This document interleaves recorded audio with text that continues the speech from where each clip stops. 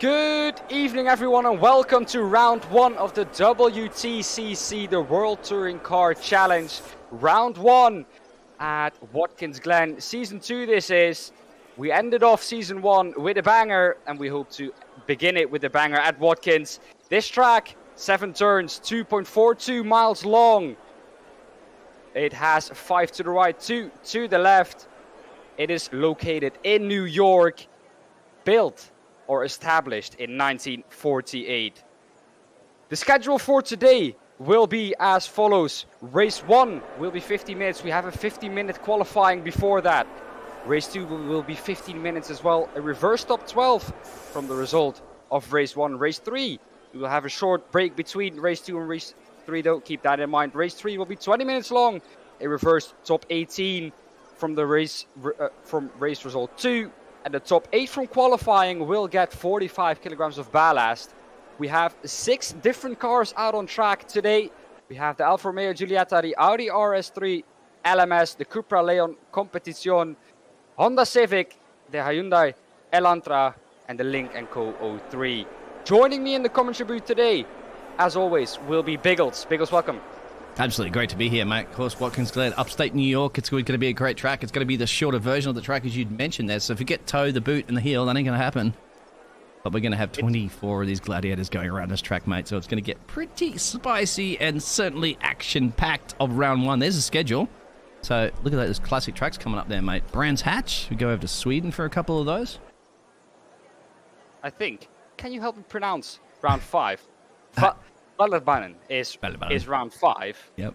I took my best shot. Norris Ring, that's a very interesting one. Looking forward to that one. Silverstone, also a very interesting one. We go back to Silverstone on round 9.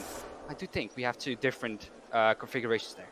Yeah, it must be, of course, because you got 2 of them, of course, the Brands Hatch again towards the end, and of course Suzuka is one of those great tracks that'll round up the season. But at the moment, we got to start the season. Let's go live down to the track as they're in a practice, and you get to see all these fantastic drivers this evening. And once again, well, the commentators are you and myself there, Biggles and Dan. So g'day, and you guys out in the chat while I'm reading it. So any notes and messages you'd like to put in, don't be too shy. Welcome along. Thank you very much for tuning in. You can see the cars out on track. Like I said, 6 different cars. We can go over the specs of all the cars really quickly. All the cars that are here today will have 340 brake horsepower. The weight differs between 1,305 and 1,345 kilograms for some cars. The engine differs also between a 2-liter inline 4 and a 1.75-liter inline 4. So cars are different, cars are heavier, cars have different engines. But as always, like we know Biggles, these TCR cars provide us with some very, very close racing. And close racing is what it's all about, isn't it? If you're not bumping and grinding, you're not racing. And if gap car, you need to find it. With a limited amount of corners, that means you're going to have to really time your overtakings. Watching the DHL just planted into the wall. That's Gabriel Lopez, I believe. Lucky it's a practice session. I'll get that fixed. 7 minutes and change to go left of that practice session, mate, before we get ready for our first qualifying session. First qualifying session.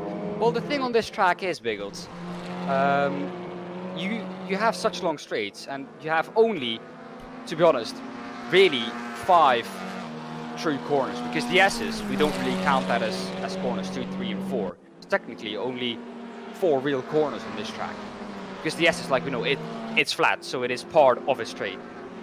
So the slipstream is going to be a big part, not only in the race, but in qualifying as well, I think, to get a good lap in. And these drivers know how to do it, mate. Putting a lot of practice in. They're going to try to do the best that you said about the slipstream to get that little bit of a toe, to give a little bit of an advantage, as you said, with the different car manufacturers, so that they're a different beast and an animal altogether, and these drivers know which of those animals they like to tame. And you got to tame it, obviously, for a nice 20 minutes of qualifying. Sorry, 15 minutes of qualifying there. We got a bit of a warm-up, and then you got 15 minutes of that race 1, and you get nervous, don't you, there, Dan, because it's the first race of the season. So, yeah, the dress rehearsals are over, and it's time for the main stage. You want to get off to a good start as well. I think that's the biggest thing these drivers are thinking about. We saw, I think, last season, that getting off to a good start is a really big part of the championship. We want to get off, like I said, to a good start in round 1. Try and get the edge over the competition right away. I do have an interesting question here for you, Biggles. We do, I think, if I'm correct, yes, we do have one 4-wheel drive car out on track today, the Hyundai i30. It's 4-wheel drive, so all the rest is front-wheel drive, but the Hyundai is 4-wheel drive.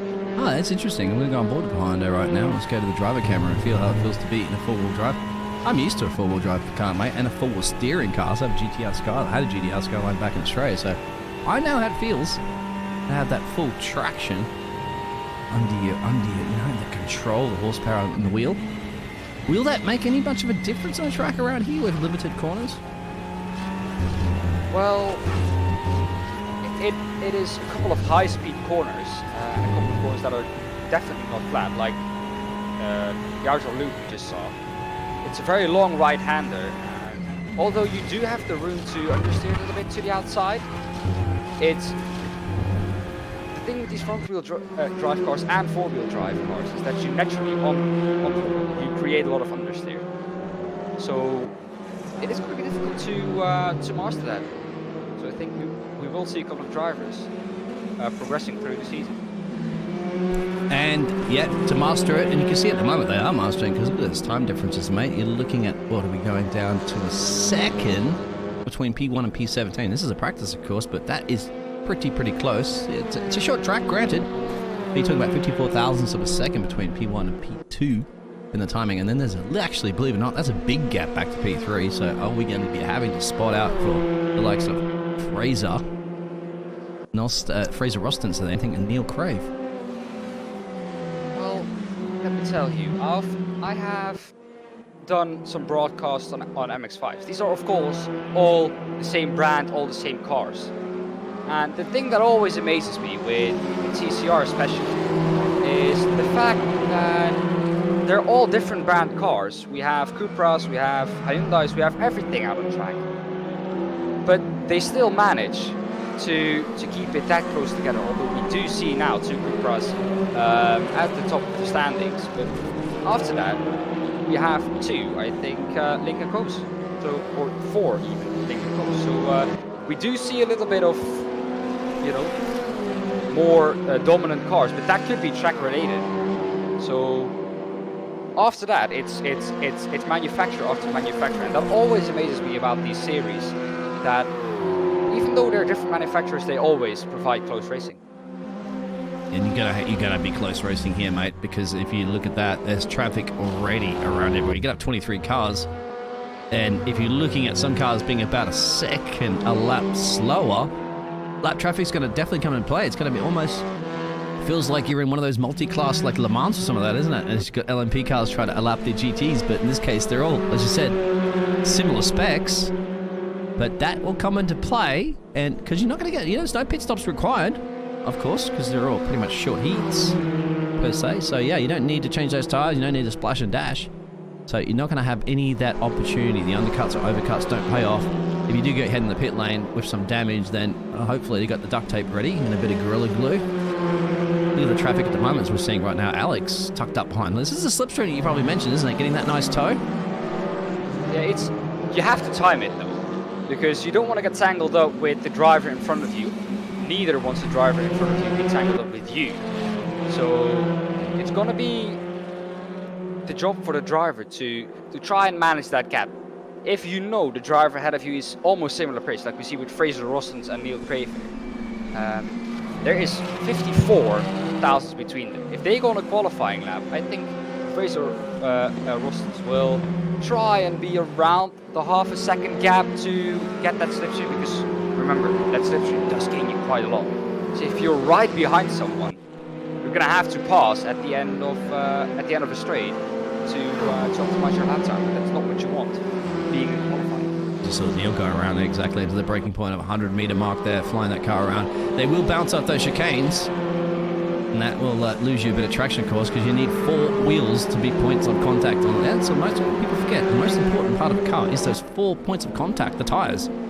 So you get most of them off and you got the acceleration down, well, you can be spinning in circles pretty easily. As we're seeing Mr. Neil Krave on board, and it's gone out over to Justin. And hopefully audio levels are out there, guys. All good there. I turned you up a little bit there, Dan, so they can hear your wonderful voice. Should be good, mate. Yeah, that's teething issues, of course. It's our first broadcast, so we get the nerves out as well as these drivers do as well. But that's why we have practice, right? Well, we do have a couple of things to go over still. We do, in this series, have 3 different classes. We have Class 1, Class 2, and Class 3. Class 1 will be the fastest drivers in the championship. Class 2, of course, will be the middle tier, so drivers that are more experienced but at the moment do not have the speed that the drivers in Class 1 have. They will be put in Class 2. And then in Class 3 you will have the lesser experienced drivers, maybe the drivers that just come into race room, want to do a league race or a championship, and they get put into Class 3. For race 1, of course this being race 1, we don't know the pace of drivers, so the classes that drivers are put in at the moment is pretty much undetermined for a lot of drivers. But once we get to race 2 or 3, most drivers will be put into their respective classes, and we will be able to provide you with some different championship standings. And just to explain once again too, for the race 2, it's going to be a reverse grid, right, from the results. And you'll have a reverse grid 12, I believe, and then we're looking at race 3, what, a reverse grid 18 drivers? Yeah, we will have race 2 will be reverse top 12 from the result from race 1. Then between race 2 and race 3 we will have a short break. Then start of race 2 as we head into qualifying now. Start of race 3 will be with a reverse top 18. And that is based on the result from race 2. But that's not everything. In race 3, the top 8 from qualifying will get a 45 kilogram ballast as well. So that is going to make things very interesting indeed in race 3. It's almost like another passenger, isn't it? It's like you had a baby on board, a child on board, isn't it? 45 odd kilos, yeah. Well, these cars are weighing, and the Cupra is weighing around 1,305 kilograms. The heaviest car we have today here is the Lynk & Co. That car weighs 1,355 kilograms. So if the Cupra TCR gets the 45 kilograms added to it, it will still be lighter than the Lynk & Co. 03 car. That is the thing that I'm most interested to see, because it does look like those Lynk & Co. cars, if we go off practice, they do have quite a lot of pace, being somewhere around 30 to 40 kilograms heavier than their competition. Yeah, it just looks like somebody's just basically gone to the local supermarket, haven't they? They just filled up the whole trunk full of the shopping there and added it. Under the qualifying, that was a really quick switch to the qualifying. I like it. Obviously at race room, they don't mess around, do they? Straight into the action, of course, of the qualifying. And this is a 15-minute segment, so they'll have plenty of time. They've done the practices. It's going to be a matter now of spacing yourself out on the track, isn't it? Because, once again, traffic can be a bit of an issue when you put down your fastest laps possible. We're watching at the moment there, Mr. Fraser. As you can see. Traffic can be an issue, as you say, but it can also play into your hands. Once you catch your car on this straight, he will let you by, but you can get some tows. So every tow that you will have, as you see Fraser Roston's now put in purple sector 1. 2 sectors only on this track because it's that short, so not the usual 3 sectors we're used to. But yeah, no. I think, Biggles, we'll be looking, sorry to cut you off there, we'll be looking at the 111 high for qualifying lap time. We'll find out. It is actually got a sector 3 time, believe it or not. Sorry, apologies about that. It does have it. They are counting sector 3. Okay. So he's on it right now. This will be the final couple of corners, the final corner perhaps there. Throwing the car in, hoping it sticks. Crossing the line. This will be the first banking lap there. Everybody else could see what will be the time as he crosses. Yep. There it is. Bang, up there. 13.2. Is that a case of the tires not being up to temperature at the moment? Because we saw Fraser Roston, he had a 112.4, I think, in practice, or a 112.3. So I do think that we will go quite a lot faster in this session. Absolutely, yeah. You got to get out there and get the temperature in tires and get used to it. And you increase speed eventually over time. And g'day out there, Arnold. And so, mate, I don't quite sure what language that is to speak. It looks like you're supporting one of the drivers at that. That got to look pretty Scandinavian, if I'm not mistaken. I do not know my languages that well. I'm pretty terrible at French. English is one of my stronger language for the people who didn't notice yet. I'm from the Netherlands. For the people who didn't notice from my accent. So are you wearing an orange shirt saying Dutch Army? The Go Max Go? We will not go into that because okay. it will probably cause a lot of a lot of controversy in the chat. But hey, I do not know my languages. That's the thing. Well, you do. You know Dutch. You probably know a little bit of German. You probably know a little bit of French. A little bit. Yeah, there you go. French, I know how to announce myself or pronounce myself. So that's it. That's why I'm lucky to have you here, mate, so you can pronounce all these beautiful names that I'm going to be struggling with this evening, but hopefully you will be just fine there. And drivers, if you are listening, of course, this is the first race. If we do mispronounce your name or whatever, please let us know how it's pronounced correctly. If you have a nickname, whatever like that, we'll write that down. We'll use that for the future references. But so, yeah, don't. Just be prepared that I'm the biggest butcher of your names. So, not intentional, of course, I'm just bad at it. But hopefully, Dan will sort that out. I will try my best. We do see now a new best time. Alex Everitt has gone into P1 with a 1:12.775, only 44 thousandths out of Krave. Yeah, exactly. So those times start tumbling down, but plenty of time yet. Still 10 minutes and change to go. Well, you wanted to pick a driver to go on board with, and are you feeling comfortable to give us a hot lap around here? Oh, yes. So you got to pick a driver, mate. Anyone you want. Fraser Ross is on board with them at the moment. He is on a fast lap though. Yep. We'll first see if he can improve. Go to pole position. Very close to the wall there. That wall has proven very difficult for a lot of drivers. Coming down into turn 1 then. A very difficult corner because the grass comes to you on the entry. You don't want to clip the inside curb. It does go a little bit wide. The apex is somewhere there, buddy. You need to clip it to go fast because you need a lot of exit speed here. Up 30 S's. This is completely flat for the drivers. Even though it does look quite sketchy. It's blind turning into turn 3. Turn 4 then you come on to the long straight and you have time to check your social media here because this is quite a long straight before you do be braking for the outer loop. You check these Twitter messages right now, isn't it? That's okay. All right, here we go. As you said, go ahead. Into the outer loop 10. You do have quite a little drop down here. You do want to brake just before that as Fraser Ross though goes back to the pit lane. Yeah, that's the thing. Same with iRacing as well, too. They just try straight back to the pit lane. I do disagree with that. I think they probably should sort that out, obviously, in the simulators. But hey, that's not out of our control, of course. You should have to drive that thing back in the pits. You shouldn't just have to hit a magic button and reappear and appear. But he did set the fastest lap. Yeah, if you do want the real simulator, I am agreeing with you there. You do want to drive it back to the pit lane. We do see a couple of drivers improving, as we saw. I'm going to do my best here. Alexander Nyakchenko, that is my best try at that. He's in P12 at the moment. His lap time a 1:13.490. As you can see, from P1 to P14, well, we could say P15. It's almost within a second. I think that proves to you how competitive these classes are. We do have Zaha. I'm going to really butcher your name in a sense, but he says, "Hello, guys. Cheers from the Ukraine. Welcome along.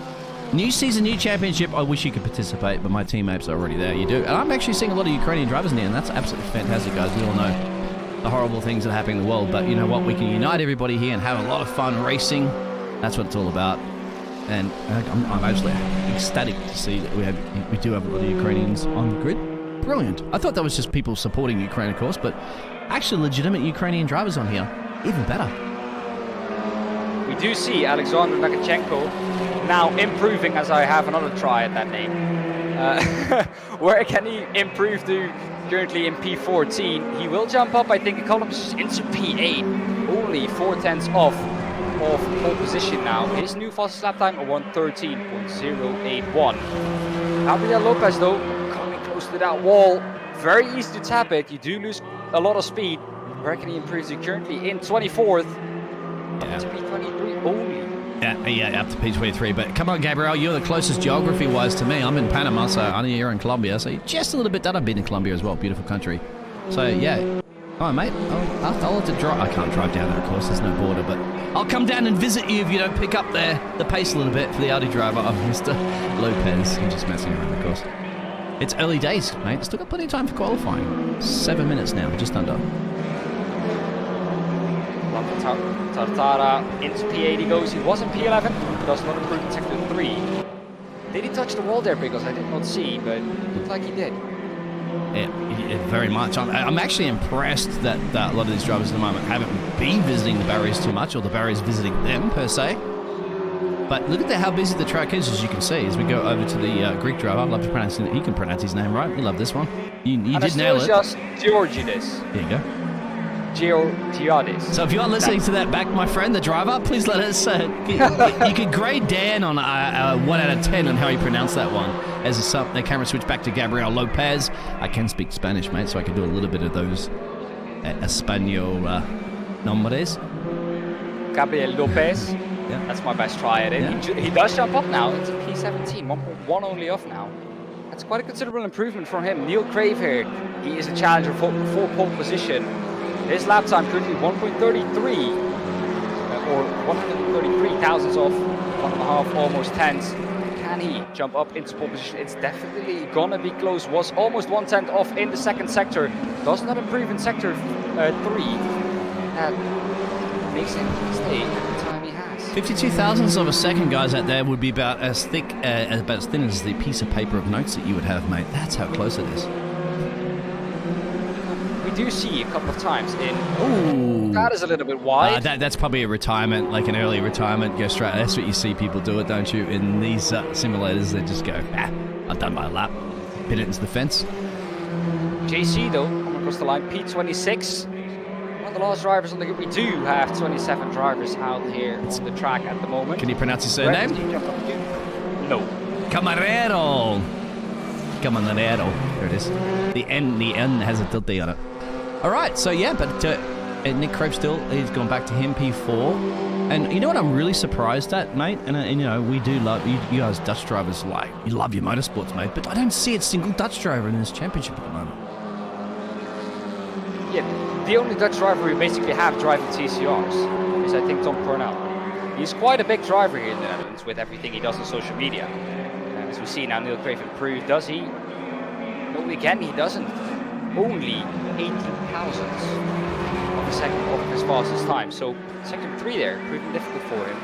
But yeah, like I said, we do not have a lot of TCR drivers from the Netherlands in live as well. I think that's one of the reasons why this is less popular.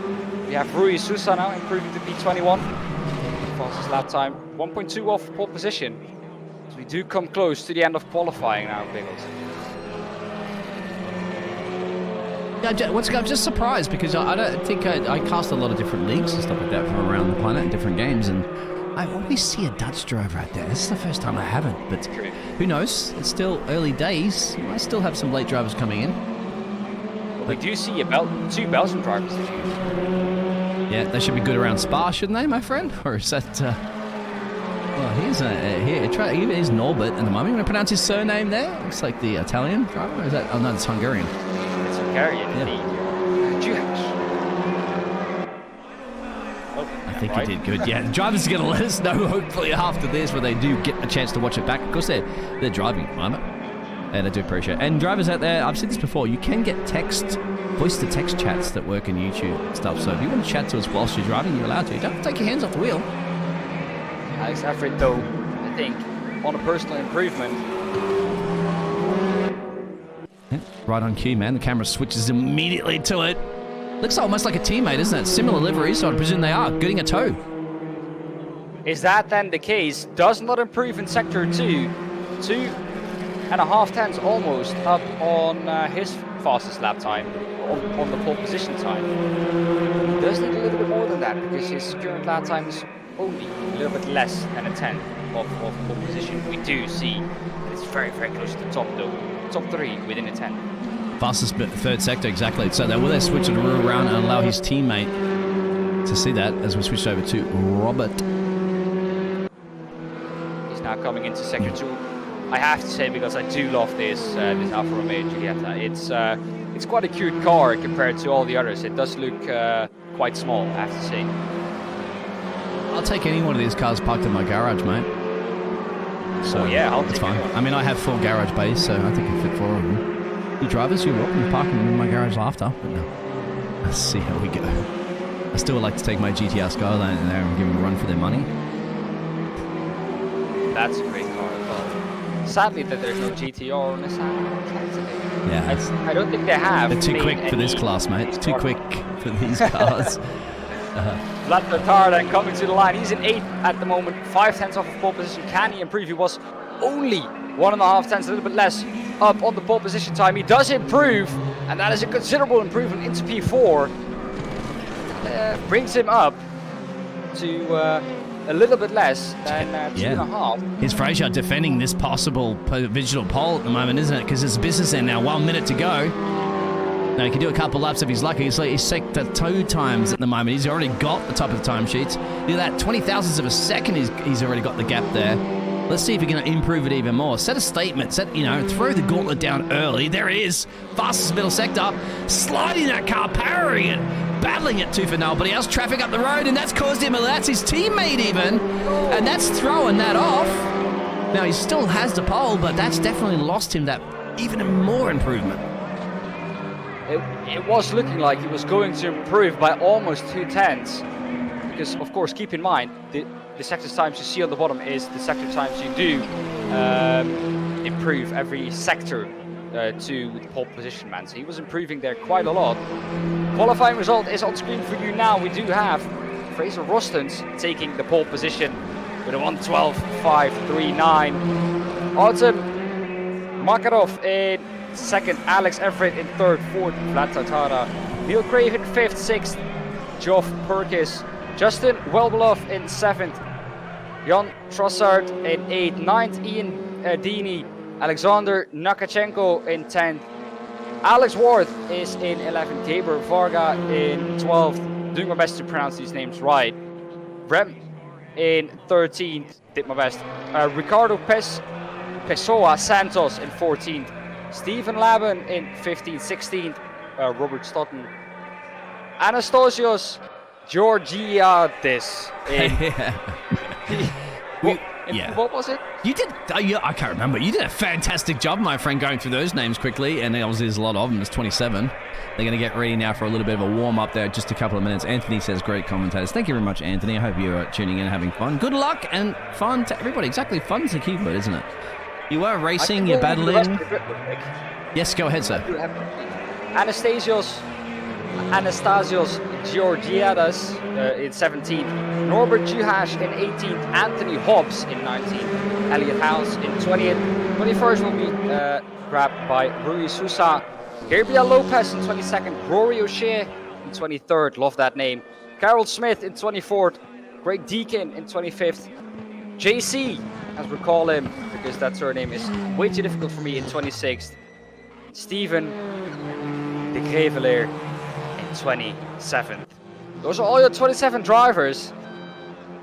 Yeah, like I said, very, very close to qualifying. You're going to get better as you go through the season, isn't it, mate? Because this is the first round, and we've got a couple of racing. Of course, this is the first race that we're going to have. The second qualifying's done.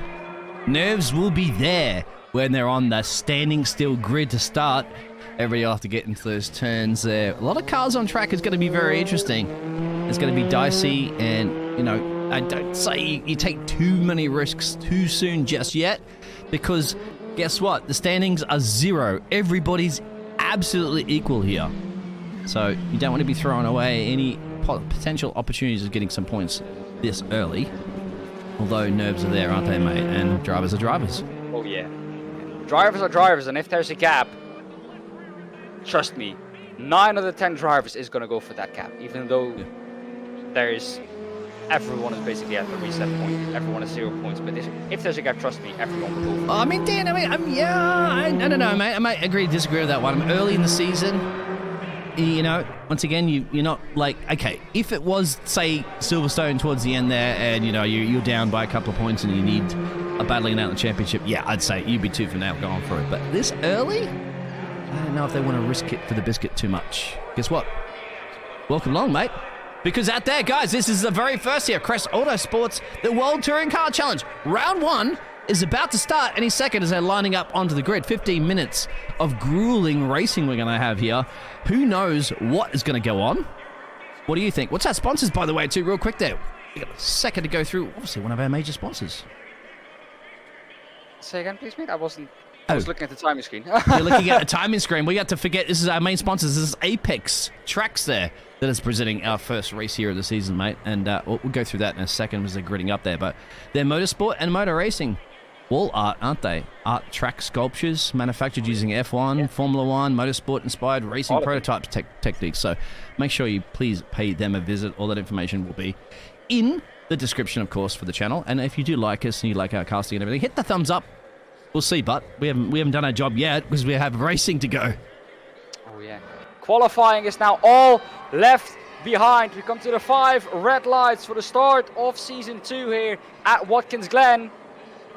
50 minutes of racing is ahead of you. And it will be Fraser Rostons leading us from pole position. We're away as the camera was a little bit late there. We do have a car off in the background into turn 1. Fraser Rostons leading us away side by side, and this will be to out to Makarov alongside Alex Everitt. He does keep ahead this time round. Into the S's, can they keep it clean? What do you think? They're going to be climbing up through here at the moment. Yeah, still current. That's not too bad at the moment, you have to say. But look at this at the moment there. So we do have the leader still leading this race there from it's basically a UK versus Ukraine battle. It's between P1, P2, P3, P4, and then you've got a couple of the Brits there back. But you can see Neil Krave there currently at the moment. Absolutely nervous trying to find a way to overtake around here so far. But so far, so good. Look at that. They're going for it tooth and nail. There's a bit of a power slide there from, it looks like that might have been Fraser. But keeps it, putting the power pedal in the metal, of course. Go. Look at this background. Could be an overtake. Is that the lad? Batatara though in P4 now, looking to gain that position ahead of him from Alex Everitt. Into turn 6 they go. Can he do it? Not quite close enough this time round, but we do see that those Link & Co cars have a very quick start. Yeah, look at this. Inside the cockpit there of the lad, you can see just up the road there is Mr. Alex Everitt. And just there could be a little bit of a challenge on the outside there, so that's Makarov could be taking a challenge into the lead of this race. It's very much possible from Fraser. He could on the side. Look at Alex just in the background. They're getting a tow. Are they going to make it 3 wide into the S's? No, they don't, but it looks like Makarov has got the exit out of turn 1 towards the outside line. Brave it there because you have this long straight ahead. Although Fraser Ross is now the inside line through the S's, that is going to leave him with less space or less distance to travel. And he takes up that first position again. Look now, it is Alex Everitt coming through to try and challenge Fraser Rostons here now. Is he going to try and make this one stick around the outside? Not quite close enough. Now he's going to try and get the exit to turn 6 again. Turn 6 though, Biggles, not really an overtaking opportunity, I think. Not yet, exactly. And we're getting through the race pretty quickly at the moment, so can you believe 3 minutes is already gone? Doesn't matter how many laps you do, it's whether you cross that line in the right time. Of course, then you're going to have a bit of a grid switcheroo for the next race, but at the moment you're going to be winning this to worry about everything else. I'll tell you what, Mr. Fraser's going to be looking at his mirrors again and again right now because there's another challenge at the moment there from Alex. Alex Everitt trying to go up the inside into turn 1. Is he going to make this one stick then? He's going to try and force him out wide on the exit. He does have the apex, and yes, he is ahead coming out of the corner. Can he get the exit out? As we see a car coming out of the pit lane, that is going to keep out of their way cleanly. Luckily enough, then now behind that, Makarov is going to try and capitalize on Fraser Rostons here. Get a little bit of a bad exit as we do see someone touch the wall there. Who was that? I think that was Justin Wobelov. Yeah, all in the background here, this too. That's right, Justin. He's going to compromise his speed, and there's contact between them. Bumping and grinding is race driving, isn't it? But a little bit too early, but who will commit to that? And there it is, just behind him. There's Stewart's decision to pop that for about a millisecond. Sorry, couldn't catch that one. Can get that. Challenge for the lead again here. Well then, Fraser Rostons still in P2. Alex Everitt though, can he keep ahead now? Because the slipstream does seem to have quite big of... Oh, who's that around? Somebody there, or the director has put that up for a second. We're going back to the race. There's a drive-through penalty for one of the drivers that just popped up in the message, but there it is. Still, well, we only have so many cameras, guys, and we have so much racing action as we're on board right now with the man currently in P2 wanting to get past. There's Fraser we're on board with, of course, and he's got a bit of company behind him. And we've got to concentrate right now. We are down to 10 minutes left of the first race of the season as well. And, mate, you're going to keep you on your toes, that's for sure. Don't blink or you'll miss it. Makarov, though, is looking punchy behind Fraser Roston. He's, I think, not going to only try and overtake Fraser, but once he gets past, he looks very, very quick at that Lincoln Co-Car. Trying to go up the inside of the outer loop. You drop down, and if you get it wrong there, as we see now, Fraser Roston's do big slide on there. Try and keep it around the outside. We'll have the inside now for turn 6. If he can keep it there, I think he still has this one. Did he get the exit speed? I felt that power drift, like it's not rally car, ladies and gentlemen, it's not. But I tell you what, sometimes that seems to be working, isn't it? Fighting the car, rallying it. He's getting better exit speed by doing that. It's getting frustrated, of course, there for the drivers behind. They want to get past. It's actually allowing the leader to get a bit of a gap with the exit speed now. Touching the wall there was Fraser Roston's ahead of you now.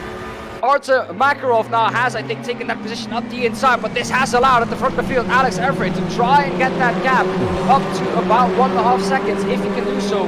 They are out of slipstream race, of course. They are picking up a little bit of a distance, though, side by side behind that, though. It is Neil Krave with Justin Wellbeloved. Are they going to make it 3 wide into the outer loop? Not looking to do so. Single file once again after the S's. But this slipstream, though, Biggles. It's great. Big part It looks like a little bit of net code. You'd expect it, obviously, of people's pings all around the world. So that's why you see the cars like a little tweaky. I'm sure it doesn't appear to them as drivers. It's just a spectator little moment there. So it's good. Once again, I don't think it's that different from their perspective, but we're having a fantastic race at the moment here. And Alex has now got a little bit of a gap there, almost second to this battle that we're watching here for the other crucial podium positions. Oh yeah, last lap time for Alex was 4 tenths faster than Artem here, as he does get a big slide on. The wall on the outside of turn 7 has proven difficult for these drivers. Of course, with these front-wheel drive cars, some four-wheel drive, you do get understeer on exit, as we do see the Alfa Romeo Giulietta touching the wall again. I think that was Geoff Purkiss. You do naturally get understeer now, side by side into turn 1. Once again, Artur Makarov, Fraser Roston's trying to hang it around the outside. This, though, is over the curb. Is that something to take into track limit terms? Maybe, for sure. Look at Neil Krave. He's sizing up this opportunity at the moment. He's staring his prey down, and he knows there's a little mistake at the moment. Could easily be a great positions gain for him. Nothing Alex needs to worry about up the road now. Alex is probably wondering what has happened. Is there a race behind me? Yes, there is, Alex. You just need to bring this one home for another 8 minutes if you want it. But who wants P2, P3, P4, and these other places? It's looking very, very close at the moment. Top from P2 to P4 covered by less than 4 tenths. Artur Makarov in the middle of it all. He was ahead, remember, of Fraser Roston, but turn 1 proved difficult for him. The outside worked for Fraser Roston, got the better exit into the S's, and once we got to the back straight, he was ahead. Now behind that, I think we have a big battle going on for P6 as well. Vlad Tartara in the Alfa Romeo Giulietta, I think, or is he? No, he is in the Lincoln Co-Car, trying to keep ahead of Geoff Purkiss. Yeah, he has to keep ahead there. And you can see the number 12 on his car. But we have to go back up, I think, to further action, because it still is just in there. Trying to gain a couple of positions there in that blue livery there. There's obviously their teammates. That's the 11 car. He wants to get past Neil, but the problem is Neil's also trying to get past the 68 car up the road. Once again, you still have to say, wouldn't it? The 97 and 96 car, my apologies, is holding in quite well. That's Fraser. He's been... The thing is, I think now, Biggles, sorry to cut you off there. Once Fraser Roston has lost that slipstream now to Alex Everitt, it's very difficult for him now, or the lead car of this pack, to try and break away. As you can see, they are eating into the lead of Alex, so if they can stop fighting at the lead of this train, they might be able to try and reel in Alex bit by bit, as we do see a crash behind that. That is, who might that be?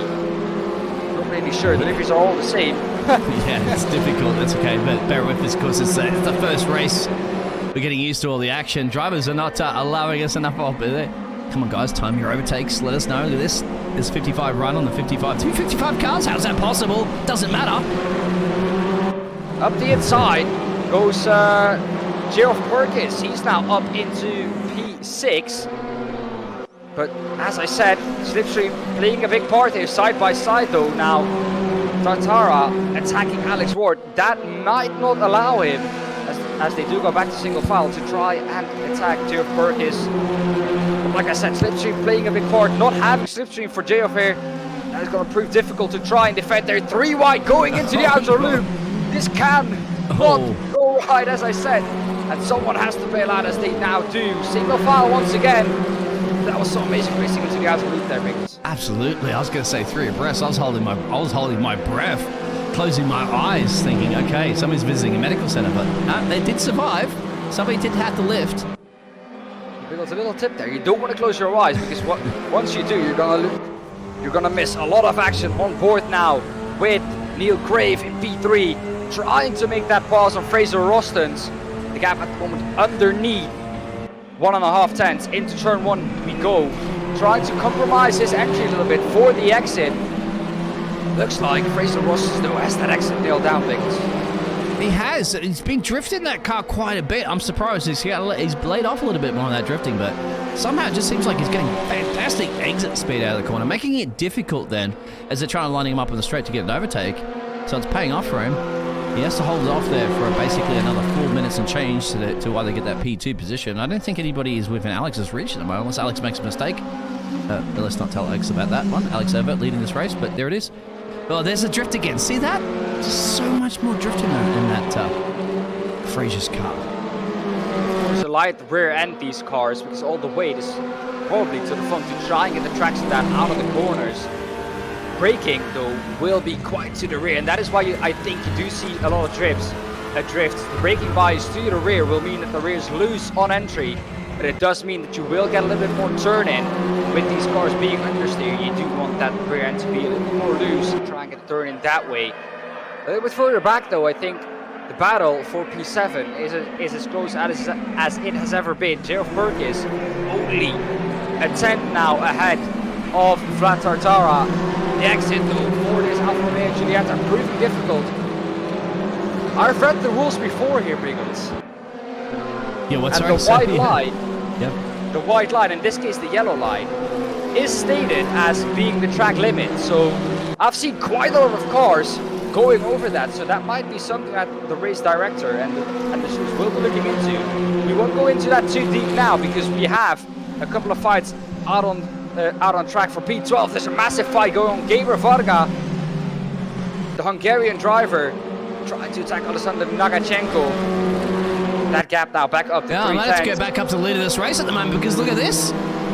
Alex has dropped big time here. He's lost a bit of time. We didn't quite see what it is, but now he's under massive pressure with, 2 minutes and under 3 minutes to go. So that gap that he's gone is absolutely gone. Was that traffic or something that caused a problem? But I'll tell you what, right now he's going to be a little bit nervous. I'm not quite sure. We do see traffic up ahead once again, so if that is the case, he might get some PTSD into turn 1. The slipstream is playing a big part here now. Might that be the case that Fraser Rostons has broken away from that battling pack behind this, and just does have to pace over Alex? If that is the case, Alex is going to try and defend this place. Up the S as we go once again. You see the slipstream here. He has to time this run to perfection, because if you gain too much time too early, you're going to have to lift and you're going to ruin your exit speed here. He is alongside the outside, not the favorite line here. Fraser Rostons is someone who likes to drift into the outer loop. Is he going to do it again? Is he going to do that again? The drop down here proving very difficult. And near the traffic, there's traffic up the road. How will that come into play? I did say that it might be. And if you're the car on the road there, you're going to be thinking, I'm going to get out of the way here. I don't want to be spoiling these chances. Under 2 minutes to go on this race, and somebody's battling for the lead as well. Look at this, down the main straight. Well, they catch him before the corner. I don't think he's close enough, but that DHL car, I don't know who that is on track there. That might be Greg or Carl Smith here, the number 17. Oh, and he's having a look at this power slide. That's going to compromise the exit. Oh, that is very, very close between those two there. He does get a little restriction exiting onto the straight, but this gap is close as it has ever been. This has allowed the battling pack behind that to get close once again. 8 tenths from P1 to P4 now. And again, this is a 5-way fight for the lead. Oh, absolutely brilliant. Let's go on board right now and have a look from Mr. Alex's.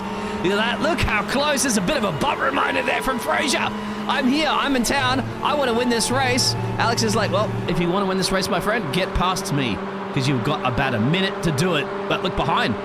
You got the 28 car there of Neil Krave thinking he wants that P2. It's up for grabs, guys. Who wants it? Reach out. It's yours. He's going to try and hang it around the outside of the loop. Once I said last lap, not the place you want to try and do. The thing you can do here, which we see do him, is try and get a cutback. The thing that Fraser Russell has, though, is the slipstream from Alex that is going to help him. Otherwise, that cutback would have worked from Neil Krave, trying it up the inside of turn 6. Not really close enough there. Yeah, but now time's running out, isn't it? This is 27 seconds. Will it get another lap in? That's the key. I'm sure right now Alex Everitt would be like, please, just end right now. No, this will be the final lap. White flag for these drivers. One last lap for Fraser Russell to try and get past Alex Everitt. He's going to try and bum draft it through the corner. The exit onto this straight is the most important one of this first race, I think. Very close now. Up the S as we go. The run has come early. He's going to try and go around the outside. Like I said, this run a little bit too early. Up the inside of him now, though, is Neil Krave. When he can go around the outside, he maybe tried to get the lead into turn 6, though. But that is running out of the facts. Up the inside, go Fraser Russell now. And it's Alex Everitt, slow. What has happened to Alex there? Yeah, he's just lost a couple of places. 3, down to 4. Even in the background there, but I have to obviously show the camera that the man's going to win this race at the moment. Alex is slow. What has happened to Alex? I don't know, but we have no time to look at that. It's a big battle for P2. Neil Krave side by side with Justin Wellbeloved. He did not expect to be in this fight, I think, for the podium position, but he's got himself into it. Side by side now behind that into the last corner for P4 as Fraser Russell will come through to take victory in single file. Fraser Russell take the victory ahead of Neil Krave. Justin Wellbeloved just behind that. And Artem Makarov will finish in P4. Just behind that, though, Alex Ward finishing in P5. Just ahead of Geoff Purkiss. Man, what a first race we've had. Ian Deeney, though, that gap, they must have been side by side through there, Biggles. Yes, there was so much action happening right down to the business end too of our 15-minute first race. And it all just goes pearl-shaped, doesn't it? A little bit, unfortunately, for some of the drivers. It could have been a puncher. There could have been something happen. We saw a couple of cars parked there. We saw a couple of cars visiting the pit lane early. But that's something that Fraser Rossens doesn't need to worry about at the moment, does he, mate? Because he did it, didn't he? He did what needed to be done. He must be feeling good. He was flashing his lights as he crossed the line. That's the one, isn't it? Yeah. Hey, back in the pit lane. There's the results. Well, then there we have the results for you. Fraser Rossens finishing in P1. Neil Krave right behind that. Justin Wellbeloved, he got onto the podium. He did not expect that. The thing I'm interested to know is what happened to Alex Everitt, because he has dropped down to P25. P4, though, taken by Artem Makarov. Alex Ward in P6, Geoff Purkiss in 6th. He is the first of the Alfa Romeos. Vlad Tartara in P7. 8th is Jan Trotsard, the first of the Belgian drivers. Ian Deeney in P9. 10th, Alexander Nagachenko. 11th, Gabriel Varga. Ricardo Pessoa Santos in P12. As the time screen goes away now. Oh. Wow. Absolutely. They're going to be loading into another session, of course, there to get the next race underway. Now, explain to everybody out there, well, if you could take a breather for a second, guys. Calm down. Deep breaths, of course. Yes, exactly there, Dan. What's going to happen now for the next race? Because we got 3 for you guys this evening. That's number 1 down. Oh, yeah. Race 2 will again be a 15-minute sprint to the finish. And it will be a reverse top 10. From the results from race 1, as we do now need to go into a new server. Don't forget that. I did have made the screenshot, did you? I did have the results up there. I will show that for you. Sorry, I did add the wrong one up there, but there it is at the moment. So there's the results, of course. I'm going to take it from the top 20. There we have the results. Fraser Rossens, like I said, in P1. We left off at P12. Pessoa Santos in P12. Then we have Stolen in 13th. Hope I said that right. That name you can pronounce better than me. Stolen? P14. Yes. Yeah, okay. Yeah, you got it then right. Then we have Duhash in P14. O'Shea in 15th. Hobbs in 16th. Remo in 17th. Lopez, though, he dropped down to 18th from qualifying, quite high up into the grid. Labon in 19th and 20th. Rounding off the top 20. Smith very close in race 1. 31 seconds covering the top 20 at the end of a 15-minute race. That's not bad, especially when the top 8 is covered within 5.5 seconds. And you look at those team liveries, right? We're not 100% sure about those teams, but obviously there's blue cars, right? They look like they're all in similar liveries, so they must be working together somehow as a team. And you can see that battle, obviously, between P3 and P4, isn't it? Mr. Justin Willbelove and Makarov there. They were tooth and nail together, and I think they were probably giving each other respect, probably being somehow along the line teammates. Because we're going to do warm-ups right now, mate, for what will be ready for our round 2. We'll go live, of course. We're back into the server. Welcome along, everybody, as they're all going to be loading in. And we're getting used to this as our first time. Thank you very much, Dan, for being here.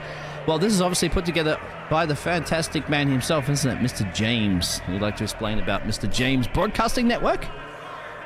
Yeah, well, James has, a little while ago, has found out that he has a love for commentating on autosport events. He, of course, wanted to make more of that. He got a commentating team around him, and from the one thing came the other. Now we're here. Yeah, he recruited us, isn't he?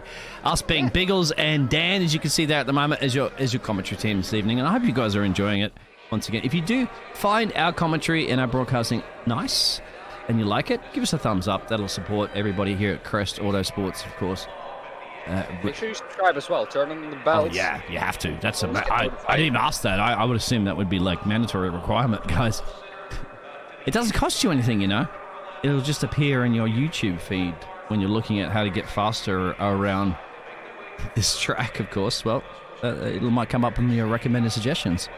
We all know that once you subscribe to the channel and put on the bell, you immediately gain 1.5 seconds on every track. Oh, I like that. There you go. Don't tell them the inside secrets there, Dan.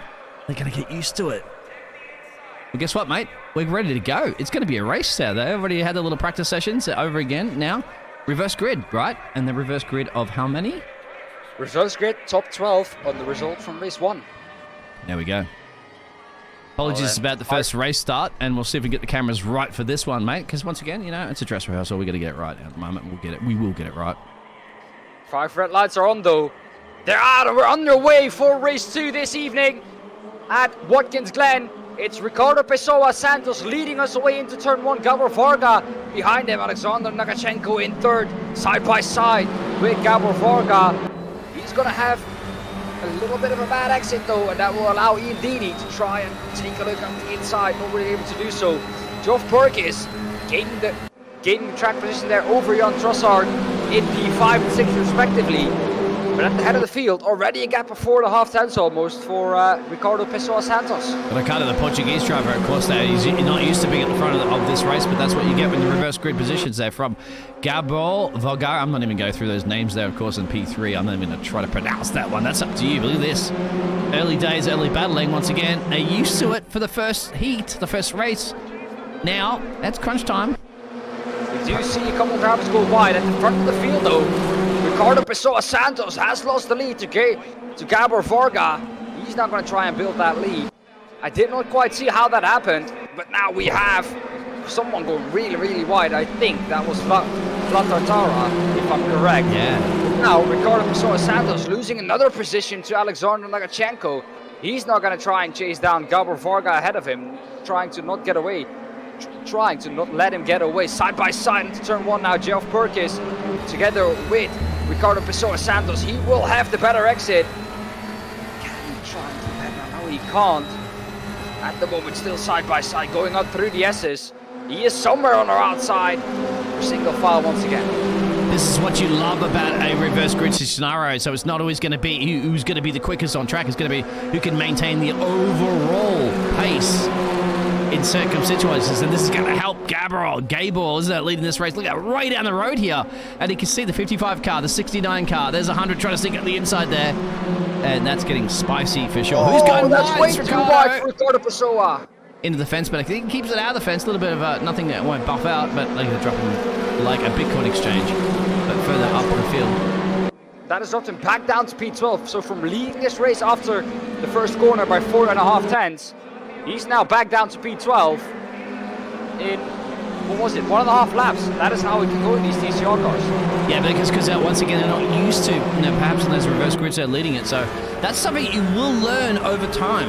Of course, there's probably a little bit of pressure and nerves. I've been there. If I was doing that, I'd probably be even 10 times worse than he was. But, there's contact.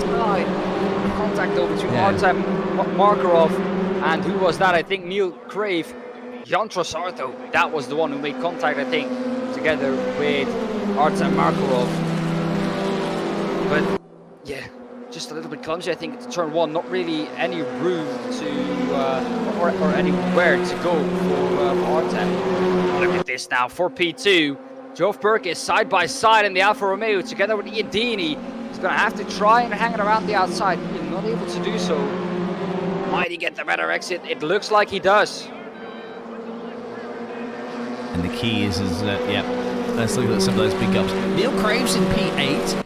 Fraser is in P9. Remember, they were the top guns in the previous match, of course, in the top of the timesheets. But at the moment, they have a bit of battling to do. Battling, of course, 11 minutes and change at the moment. Battling P2 and P3. Look at this once again. It's helping Mr. Gabriel leading this one, the Hungarian driver, I believe, from that nationality. But they're actually starting to pull a little bit of time on him. So his little bit of comfort gap could be very much over. We saw that, didn't we, in the first race? A 1-point-something second gap dropped like nothing in the last couple of laps. So, hey, you might be leading, but you've got to continuously do it. That gap dropped faster than a stone into the deep ocean. I learned that one from James. Yeah, we miss James. James is casting in this summit at the moment, so I'm sure he'll be here watching it right now. Look at this battle at the back for P6, P7. Now, other teammates, well, I don't know. They're in the same livery, but hey, bumping, grinding. Yeah, we don't know. Different cars. It's Cupra and Jack and Co. side by side for P2 as well.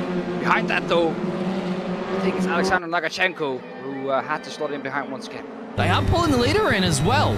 Usually, what you saw in the previous race is that the leader gets to pull away as they're battling behind, but in this case, it's not. So let's have a look at Ian Derini, if he can do anything at the moment. As you can see at the moment, that's the Alfa Romeo in the 69 number there, up the road from him, in similar liveries, of course. But that's a little bit of a tank sloper in the wall. That would be Mr. Nanjinko, the 100 car. Yeah, sorry, once again, I'm butchering names, but let's go. Nanjinko. Yeah, we have actually someone in the chat there waving for him. He's okay, mate. He's still on track. Hopefully he will be able to continue. Might have picked up a little bit of damage from that. But look at this, Alex Worth now in P7. He's going to try and reel in the guys ahead of him. As we've seen now, this battle once again very close. These Alphas, though, have proved very, very strong on the straight when they get slipstream. As we see now, as I said, all cars, 340 brake horsepower, side by side now into the outer loop. Is he going to be able to make this one stick? Like I said, outside, not favored here. And once again, we see that that is the case. He's going to try and get the cutback, try and get the better exit, to try and overtake into turn 6. And it is Geoff Purkiss who's going to keep it pinned to the inside. He does not have the room to make the corner as wide as possible for him, as shallow as possible. That is once again another attack fended off by Geoff Purkiss. Further back as well too, there's lots of action happening here. Apologise when you have a lot of cars on track. It's very difficult to try to get all the action at once without missing the leaders, and everybody is really a leader at the end of the day. But it looks further back there could be an overtake, isn't it, between Justin and there is Jan Trotsard, the Belgian driver. Of course, yes, it is P9 and P10 currently we're watching.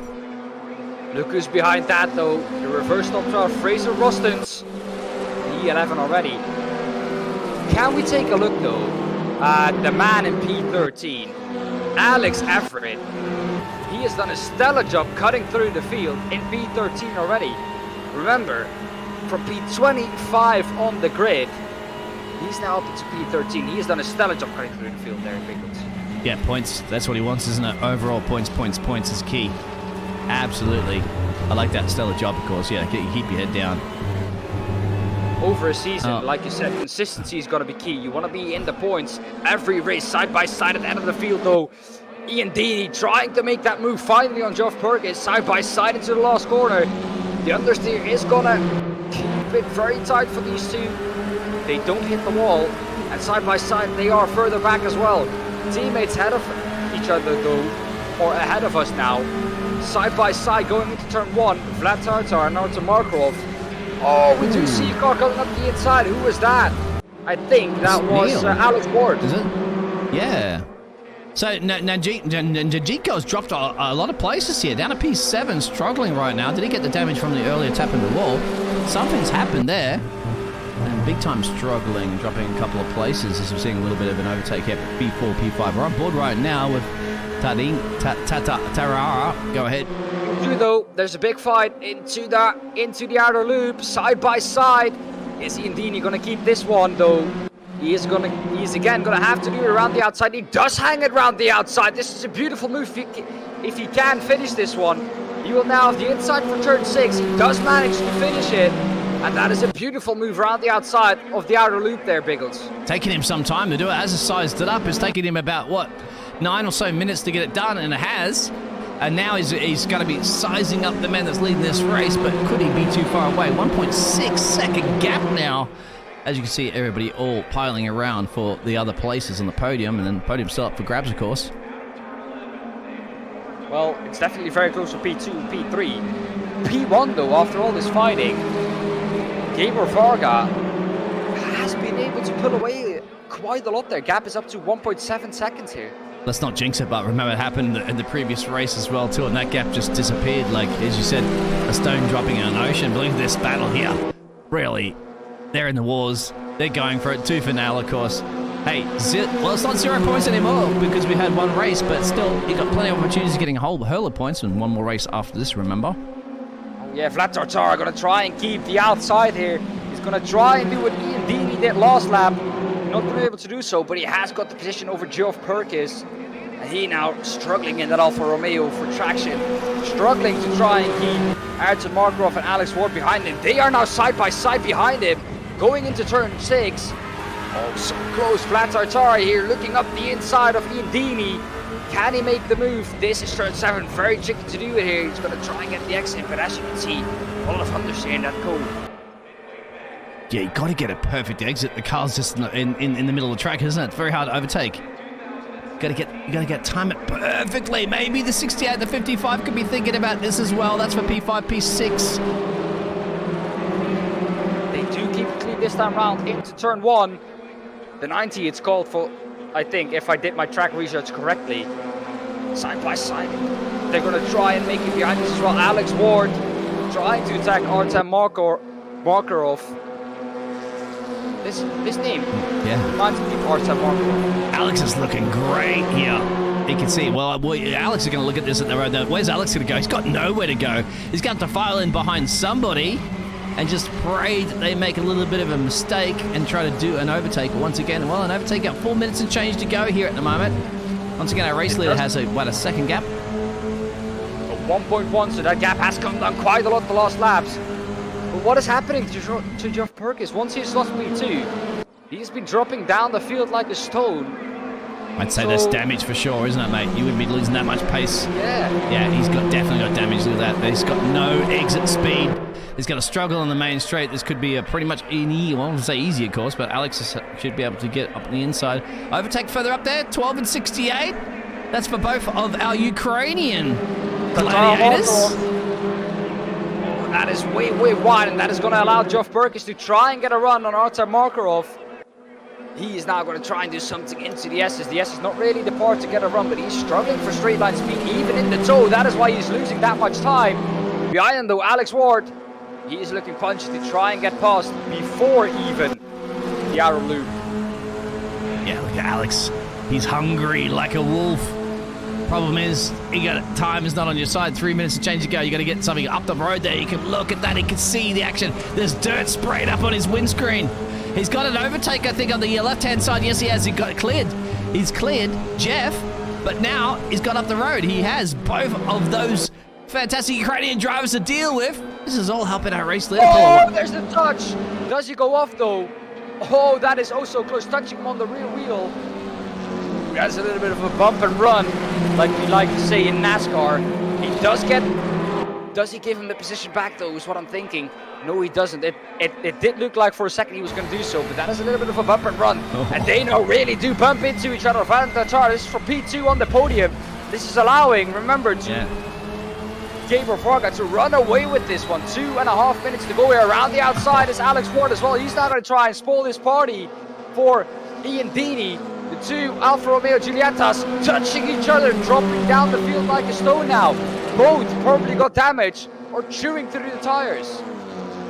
And I don't know if they're working together and blocking it. I mean, the same livery. I mean, obviously the same nationality flag that are doing this. The Ukrainians could be working together here to make it almost impossible here for Alex to do something about it. And if he doesn't, of course, you'd have Geoff Purkiss there, as well as the other driver a little bit further back at P7.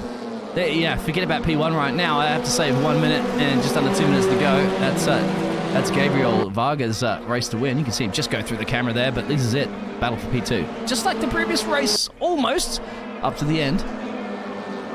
Well, up to the end, the battle for the lead got quite close. And it's going to be tight once again here. Gabriel Varga coming across the line with 1 minute 28 remaining. A lap time around there, 1 minute 13. So there might be another lap after this one in it.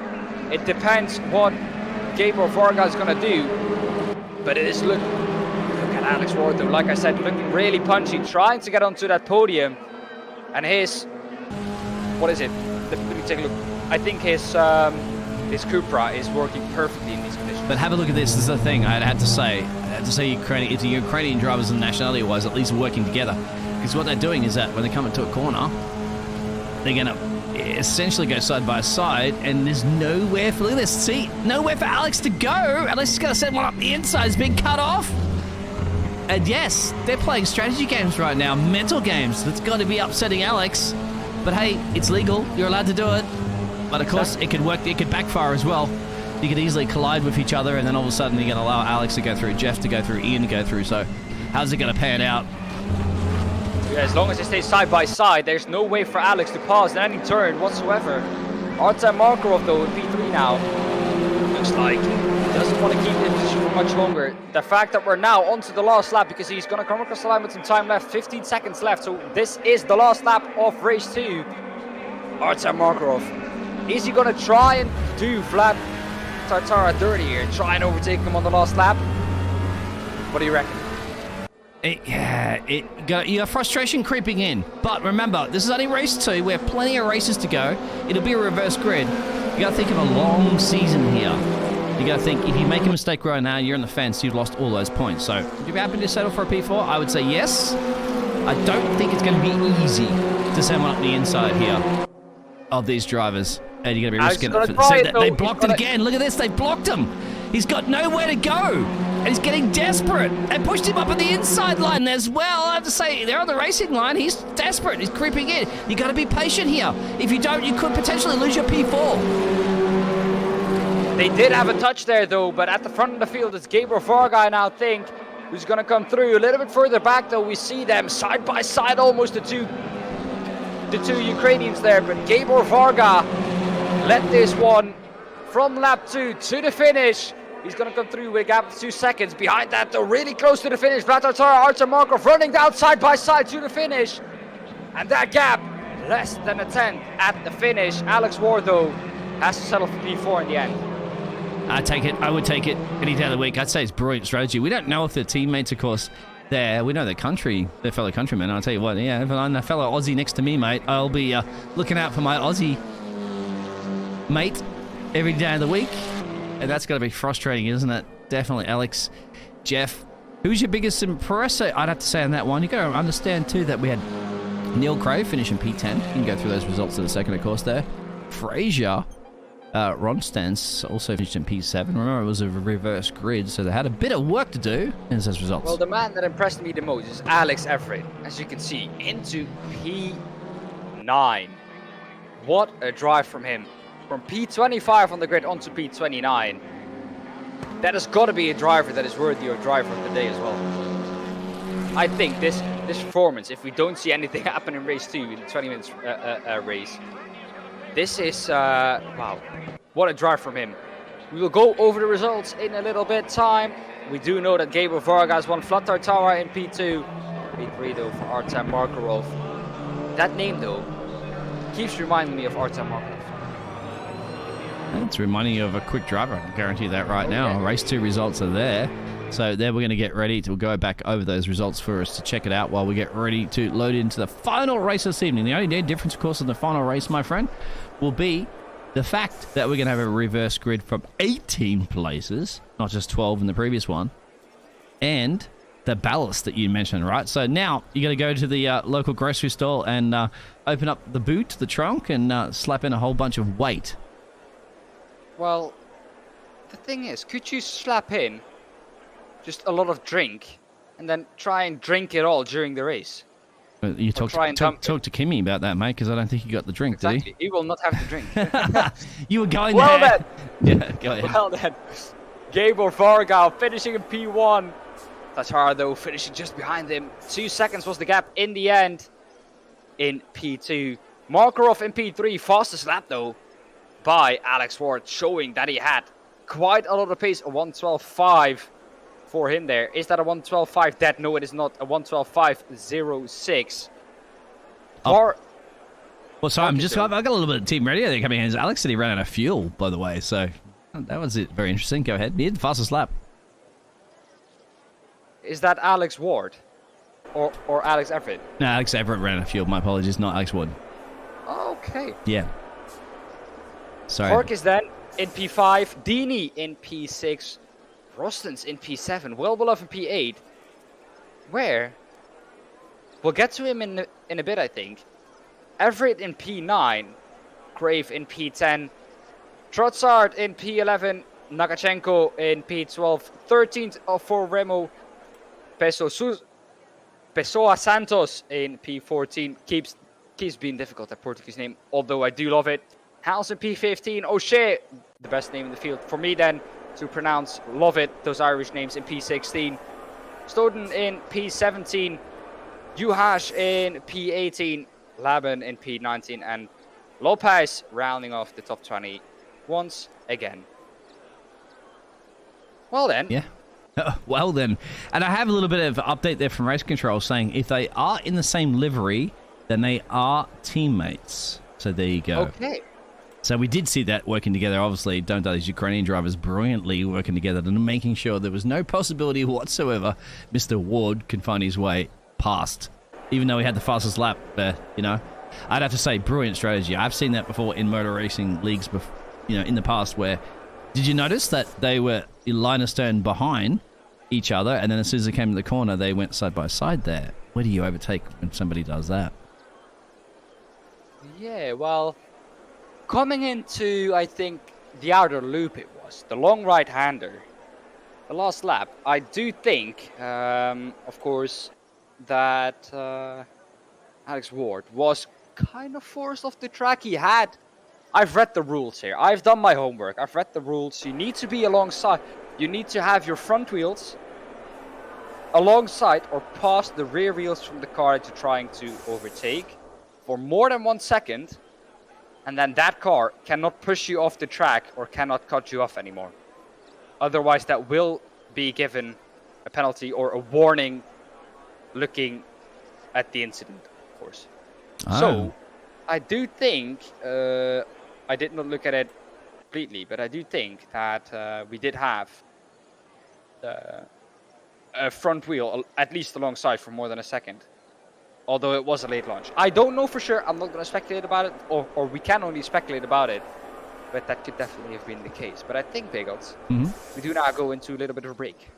Yeah, we do. There's a little bit of a practice session happening at the moment that they're going to be getting ready before the next 20-minute grueling race. And we have to give them a little bit of a breather, mate, because I'll tell you what, two for now, haven't they been going for it left, right, and center for two back-to-back 15-minute races with a little bit of a pause between. So we want people to get up, stretch your legs, hydrate, of course, grab a water if you go to a bathroom break if you need to.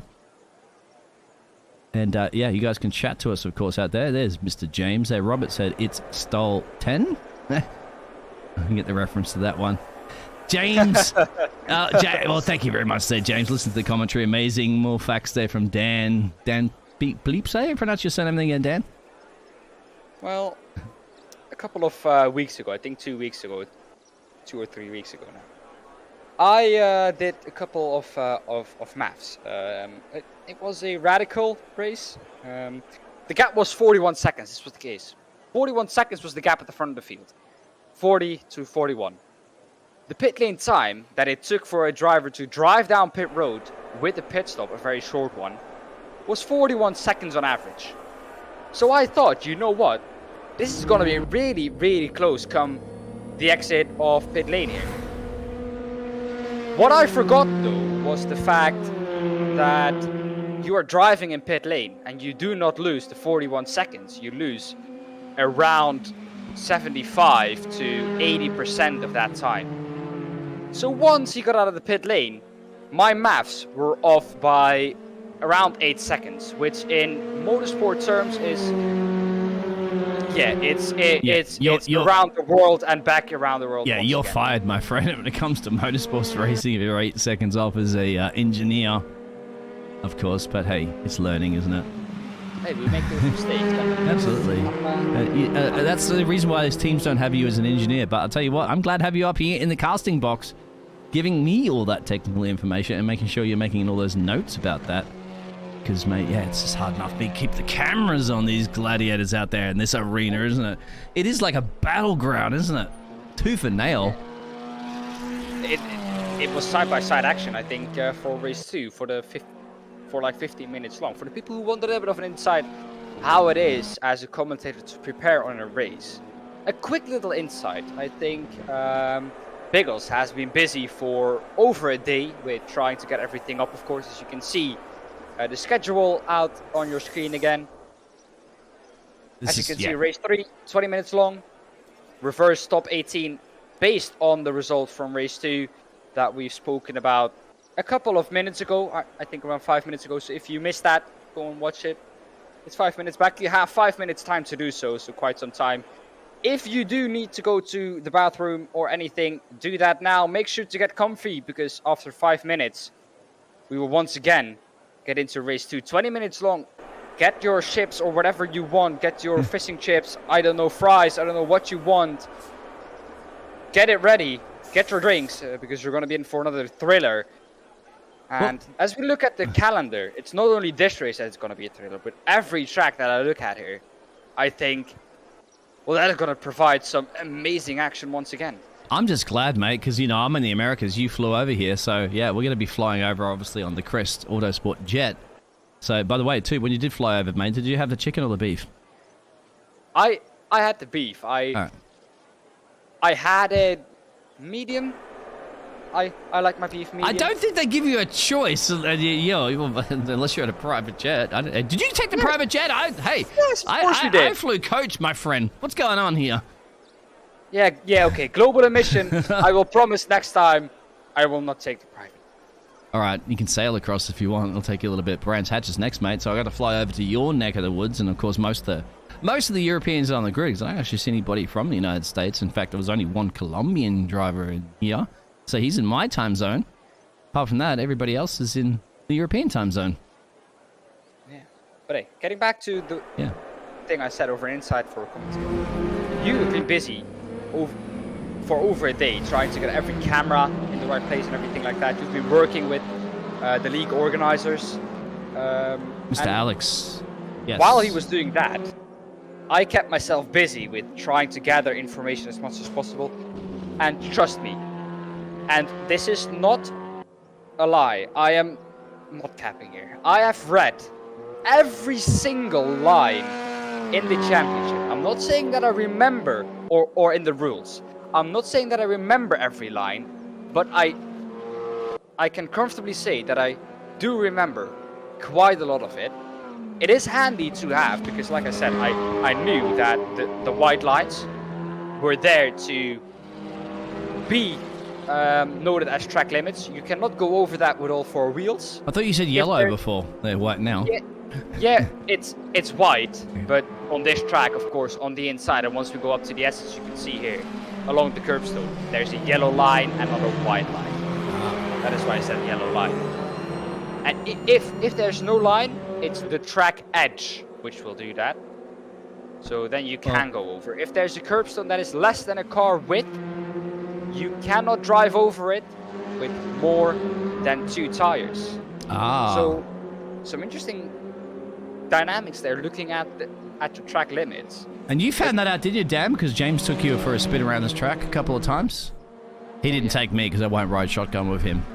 But yeah, he took you around there and you stopped on the corners there and then you got up the measuring tape and, whoa, look at that. Bang, tank slapper in the background. I also want to be doing that. Yeah. We haven't seen a lot of off tracks, so they've been pretty well behaved, I have to say. Like, you know. Oh, yeah. Loud pedal's been loud, but not loud enough. Well, we did see, and that is the amazing thing about these TCRs as well, and correct me if I'm wrong, these cars can take a hit. Of course, we saw with, let me take a look at the timing standings again. Who was it? Let me find him. You got your book of notes, mate. I see it right next to you. Geoff Purkiss. Geoff Purkiss. He lost a lot of speed touching the wall. He, of course, can get that damage. But these cars can take a hit. So once you go side by side and you have a touch with each other, you touch mirrors. And what's interesting as well, mate, because what Alex had mentioned there to in a broadcast chat there, Alex was obviously, Alex, thank you very much for getting everything for me to be able to broadcast here with Mr. James and James Parriff Broadcasting Network. So hoping that we do our best. Thumbs up, guys, please, in the chat if you're agreeing with it. Or subscribe if you like it. Throw a comment. But yeah, he mentioned he ran out of fuel. That's interesting.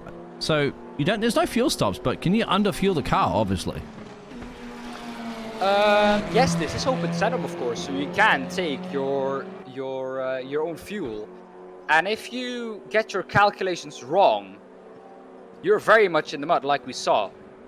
I do not know if Alex knew it at the start of the race so he could save a little bit. If that was maybe the case, why that gap dropped so quickly early on. Maybe he noticed that he was quite down on fuel. And that's the reason why that gap dropped. But yeah, very weird one. Why you would underfuel at the start of a season. I just thought the gasoline prices are pretty expensive these days anyway, so... True, very true. Make sure you be as efficient as possible, but don't want to be too efficient. Otherwise you won't see the check flags or you'll lose some places towards the end. So now, well, the practice session, my friend, is closing in those seconds. Tick-tock, tick-tock, and we're going to get ready for the final race of the season. So we'll switch over to 20 minutes, because the 15 minutes wasn't grueling exciting enough, mate. You're going to have to do a 20 minutes now. And a reverse 18 grid, I believe. We'll go over to that yes. That little broadcast itinerary once again. There it is. Race 3, 20 minutes. Reverse 18. Top 18. But the thing that isn't mentioned on there is that the top 8 from qualifying, not the top 8 from last race, the top 8 from qualifying is going to get a 45 kilogram ballast. Yes. As once again, it's just like having a child, putting it in the car. Make sure you strap your child into a safety seat as well. Put a helmet on and a 5-point harness. It's going to be the key. Exactly. Mind you, don't ride with your child in the car. It's interesting too. We get to talk to obviously chat, and you guys want to be a part of this. Obviously, there's a Discord link. All the links are there. Join up. Be a part of this exciting Race Room network here. The Race Room platform, of course, for Crest Autosport. This is the World Touring Car Challenge Round 1 here at Watkins Glen. And we are in race 3 of round 1. There you go. The final one this evening, guys. So, yep. Get your popcorn ready. You had your break. Now it's time to get motor racing again. We got 27 of these victims, per se, at this track this evening. And they've been well behaved, haven't they? Indeed, they have. To the far front, lads. They are now. We're underway for session 2. And that is, looking at the timing screen, that is Robert Stoughton with a very bad start, dropping down a couple positions into turn 1. Top 3 though for you. Robert Juhasz, Elliot House, Ricardo Pessoa Santos. Into the S's. Rory O'Shea though, dropping back already quite a lot. He's going to try and catch up in that slipstream. But behind that, Robert Stoughton dropping back a lot there at the start. Biggles. Now you got teammates as well too. We know that the liveries are there, so you can see the liveries of... I'd say almost like a Belgium livery, but it's not. That would be the livery of Elliot House there and Pessoa Santos. So they're going to be side by side. Are they going to be blocking cars behind? We saw that before, haven't we? Will that allow Mr. Judas? What's happened here? 2 teammates though, but Doesn't look like, oh, so you do see a couple of cars go off at the outer loop. But two teammates there, not being too respectful to each other. Having a little bit of a bump. That's not going to help their... They're trying to decide who wants to be the number one driver of the team early in the season to repress the bosses. But, you know, one thing it is impressing is Mr. Judas there up the road, the Hungarian Euro driver, once again getting a good lead. We've seen this, haven't we, now for the third race. The leader gets a good gap because of all the battling that's happening behind. The two P2, P3, P4 positions have been just the highlight spots this evening as 22 car looking to make a run on the inside. Up the inside is Brendish Remmel, Swiss driver, 31. Alfa Romeo Giulietta up the S as we go once again. He's going to try and get past Robert Stoughton. It's teammate, so yeah, team orders or not. It's a little bit too early into the season, I do think, for team orders to come into place. You see them now side by side. This might well be, you might be right here, team orders. That is a very easy pass. Now under threat, Robert Stoughton from Jan Trossard as well. Up the inside he goes. He's going to try and hang it around the outside. He doesn't manage to do so. He's going to get a good exit though. But he's going to lose a couple of positions in doing so. Yeah, that team orders haven't paid off actually for both the teams because Roy O'Shea, he's Irish, of course, they're going to get the I in it. He's split both of those, I'd have to say the Belgium livery cars, even though they're not Belgium drivers. But there's the Irishman in the middle there. Leader's getting away there. Look at the background there. Somebody had a bit of tank slap into the fence there. That could have very much been there. Is that Remo? I'm not quite sure. The Swiss driver? Could be the case though. Yeah.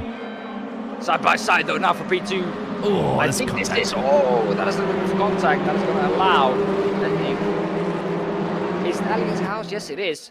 And it is going to allow Redange Remo, I hope I got that correct, different name, to go up into P3. Ricardo Pessoa Santos in P4 now.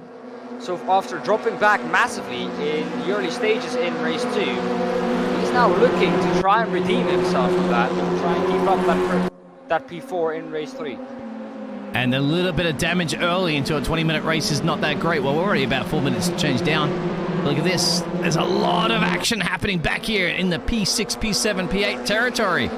As they're starting to go three abreast, there's Alex Ward there, there's Justin here. Roy O'Shea, unfortunately, the Irish drivers dropped back here into this 9th battle after leading this race. But at the moment, yeah, once again, it's a reverse grid. So with the weight added to those cars, who knows? The drivers know. They definitely do feel it. Look, though, at P8, Alex Ward, as they're 3 wide, maybe 4 wide in the background. I think that is for P13, 14 somewhere, or 55 and 69. Oh. That is, like I said, yes, P13, Valid Tara looking to try and gain something. He's going to have to try and go around the outside of the Honda Civic. Who is that in that car? That must be Gabor Varga, the winner of last race. One of the only Hondas in the field, though. The 2 Hungarian drivers leading the way now, Norbert Juhas, also in the Honda Civic, one of the only ones to do so. This is the first time we've seen a massive gap between, like, the top 3. Oh, there's contact! That's Redrick. And that is sending him way out wide. That is going to lose him a couple of positions. Ricardo Pessoa Santos, again, not having the best race. I do have to say, they're now going side by side. Justin Wellbeloved is going to try and keep this inside, or try and go around the outside of Alex Everitt. He hopefully has fueled up to the rim now, and is hopefully going to get to the end of this. Jan Trossard at the head of all of this in the Hyundai. He's going to try and keep heading to Zodo. Massive here at this track. Both Hyundais though ahead of this, trying to keep them at bay. Up the inside though now goes, I think that is Jan Trossard on Redange Remo. Yes it is. That is a change for P3. Yes. Jan Trossard up into P3 now. He's going to try and chase down, as this is absolutely massive into the barrier almost. Keeping the car in a straight line. Who was that? I think that was Justin Wellbeloved. Yep. Ricardo Pessoa though involved in that one as well. Dropping down the order like a stone. Stephen Labendo also dropping down the order. Alex Ward as well. What has he done? He was up into P7 for a moment. He is now back down into P16. Now, Alex Everitt at the moment is in P4. who we're seeing I'm on board with. That's the Alex Honda. Ward, I think. Alex Ward, of course, yes. Says Alex is all around the place at the moment. Here's another Alex. Bringing it right now. Yep. 31 cars on the outside. That's Rashino Remo. That's the Swiss driver. Still allowing the leaders to pull a little bit of a gap away at the moment. This is, once again, still the battles, isn't it? The hotspots being P3, P4, P5, P6 is what it's been all racing long, and it still continues here as we're, 13 minutes left of this 20-minute race. Rory O'Shea, though, I looked at that as now it is going to be Remo once again looking up the inside. Rory O'Shea with a drive-through penalty I saw from the race directors here, so that is going to change his race. He's already down at speed 25. Ian Deeney, though, in speed 6. He's going to try and recover a couple of positions again here in the Alfa Romeo Giulietta behind his teammate. I think this is not a teammate running different liveries. Get your act together, Dan. Up the inside, he's going to try and go into the outer loop. Really able to make a move, though. They are similar liveries, so you can't get too far off that one. Exactly. BG Designs that said that was close, mate. Yes, it is. Tell you what, close racing has always been this racing at the moment. And this is it. And I think at the moment, our leader has got, 1.3 second gap there. 1.3 second gap back to a Belgium driver in P3. But the action is round this placing as the camera drops back at the moment to P10. And that's another Hungarian driver. That's Gabriel Varga. He's in the wars here in the mix. I have indeed a fact for you, and James is going to like this, because James is not going to like this, because this fact is indeed right. The only drivers that are in a Honda Civic are the both Hungarian drivers, Norbert Juhas and it is Gabriel Varga in the Honda Civic. Those are the only two drivers in the Honda, so I don't know if that is just a Hungarian thing to jump into the Hondas, but yeah, those two guys representing the Honda team. Then the baby got back, haven't they? Is that a Honda in the back of your... Yeah, anyway, we're not going to... Is that... Let's go, but I'm not going to keep up with that one. I'll tell you what, the sun is setting here on the final race of the first round of the Crest Autosports. As it's going to be setting, it's going to be settling on somebody to perhaps win here. Overall, of course, points is key. Where can you consecutively get... I did my tongue twisters, didn't work. You got to get points here overall. This looks like teammates battle just up the road there from the men that we're looking at. They have similar liveries, a little bit of a white stripe and a yellow stripe and a red stripe. I like that. That's how you tell the difference between the 26 and the 19 car. Can they hold everybody else behind them off? That's going to be the key, isn't it? Looks like they can do. They might want to help each other here and try and move forwards towards the Audi of Elliott House. Do you see a place though? No, can't find it. Anyways, Ian Deeney though. Can we take a look on board with him, because he seems to carry a little bit of damage on that Alfa Romeo.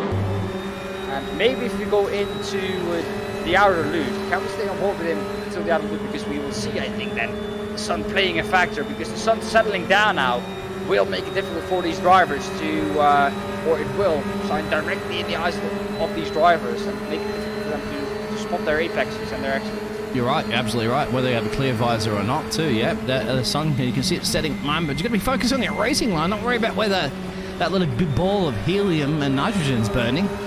You're focusing on the corner, and you're right, we're on board with Ian, and anything you ask, my friend, you get. Good exit, great exit, but where can he go on the outside?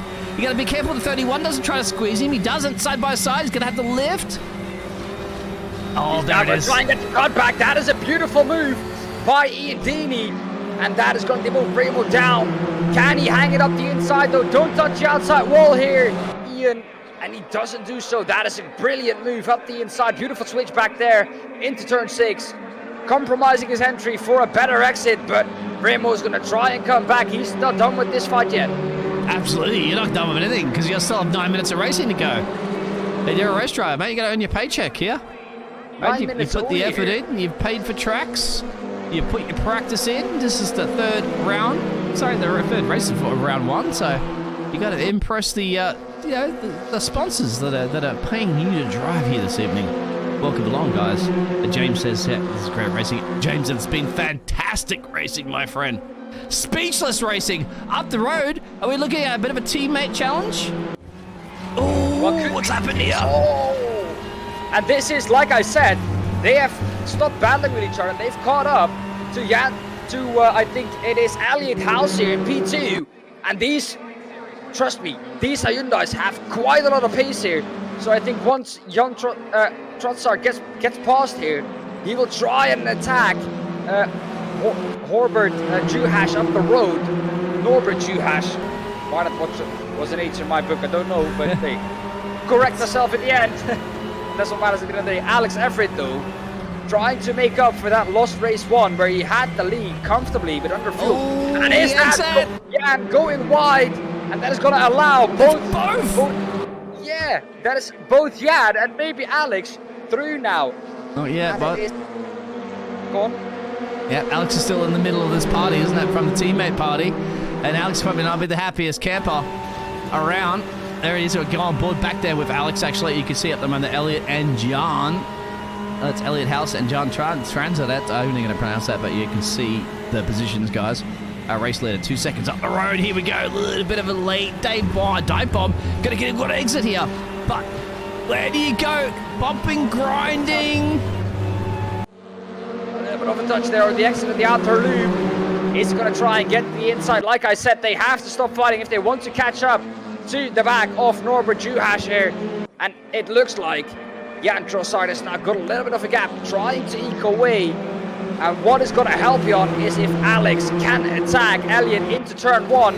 That is going to take a little bit of the pressure off of Jan to try and eke into that lead that Norbert now has. He might have saved tires, might have played a strategy game here and saved tires for this exact moment because he knew maybe he had the pace over Elliot House. But now it is Alex under pressure. Who has to go his true pace. Alex under pressure, yes indeed. Ian Dean, he's going to try and hang it up the inside or around the outside. He's done it, I think. He's done it. He's up into P4. It's going to help the driver behind here as well too. Look at this. Sniffing up the inside there. That will be Mr. Sanchez, I believe. And that's actually, yeah, it's Sanchez. I'm trying to get it. There's Elliot House at the moment. The camera's gone to, but we'll go back, of course. That's Alex Elvitt that was there, and now he's dropping a couple of places. That's Remo that's gone through. There he is side by side there. That's a 19 car. Right up behind the Italian livery on the Swiss driver. Further up the road there is Ian, making a run on his teammate, perhaps. Not really. No, that's the 69 car behind. We'll get it right eventually, guys. We have lots of racing, of course, for the whole season to go. 27 cars. Rome wasn't built in a day. Neither was my knowledge about the liveries and the drivers. Alex Ward, though, in P14 at the moment. He has dropped down quite a bit. Where is our man, Rui Sosa? He is in P22 after, once again, a top 4 start. Yeah, we won't mention him at the moment. I'm sure he doesn't want to put the camera on him. 6 minutes to go on this race, and Norma Judeus is way up the road there. The longest so far, the biggest gap that we've seen in this race, but this is not the biggest gap we're seeing right now at the moment between P2 and P3, because this man right now, Elliot House, he's in the house, and well, guess what? He's going to close the door and slam the door at the moment there on Mr. John Transit. I'm not quite sure. This is his house, and he parties if he wants to. Well, you're going to get a podium, mate. Champagne's waiting for you if you can deliver. Well, a podium would be good for him, but I don't think, looking at how he's placing his car, he won't set off P3, but attacking has to turn into defense now. Ian Deeney coming back with some late race pace. 5.5 minutes to go now. Gap to P1 is about 2.5 seconds. Around the outside is Ian Deeney now going to try and go in the Alfa Romeo Juliet. He's going to make this one stick. He has the slipstream from the Hyundai ahead of him. And now he's going to try and get ahead before they go into turn 1. Not able to do so. He's going to try and do it on the exit. Oh, behind that, getting a big slide on the touch there is Remo together with Alex Everitt. He's getting very feisty behind that. Hope your voice is okay, mate. It's about to lose your voice. You're going to lucky it's the last round. Hydrate. This is great. Yeah, Elliot's going to do everything he possibly can to defend this position. Trying to attack this position, of course. Sorry, that's your yarn up the road there. Ian in the mix. Ian definitely in the mix. Ian making a run here right now.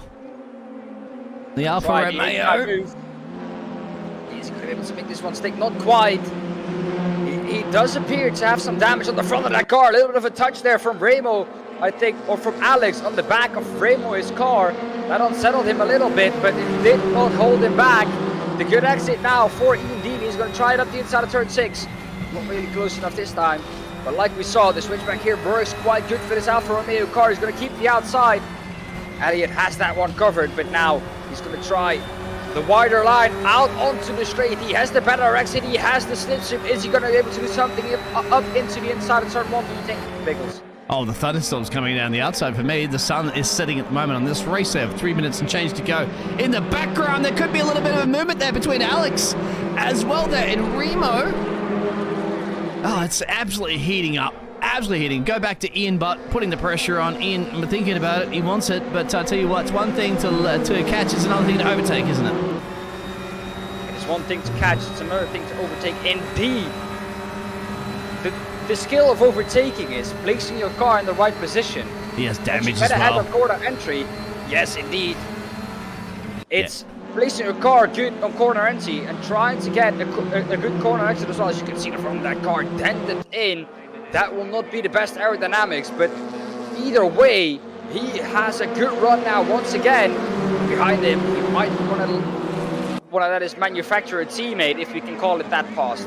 Not gonna do so, he's gonna cover the inside, but Ian is gonna try and defend this one. Remo, can he go around the outside? He's gonna bail out and attack into defense, and that is Alex Everitt capitalizing brilliantly on the fighting from Ian Deeney and Remo. Yep, Alex, if gap car, exactly. And that's the thing, too. I'd have to say, Ian's doing a great job, but again, he's basically looking at that clock going 2 minutes and 31 seconds with the damage that he has. Can he hold them off? Is the key. This is allowing, of course, that P2 driver, the Belgian driver up there, just to kind of run away with that 2 second gap there. And Norbert is probably wondering what is going on behind him, as he's clearly going to be leading this race and winning it, as long as he keeps it out of the fence. Exactly, we don't want to come to the cursing, but he's been very quick. Andrew Sarto now side by side for P2. Has Jan now done the same that Alex did earlier into the race, because he seems to be slow now as well. Oh. Yes, he does. That could be fuel. Underfueled. Yes, it could be the situation, as it we had from the drivers before. Crucial mistake in the dying stage of this race. Look what's happening behind. Behind that, though, it is Remo trying to go up the inside of Alex. Alex, though, fending that one off. It does look like Jan Trossard has found some pace once again, but he is definitely struggling and holding up his teammate. It looks like into the pits he goes. He is underfueled, it seems like. That is the situation, guys. A little bit cheap at the gas tank there. At the pump, you just underfueled the car. That's cost you a lot.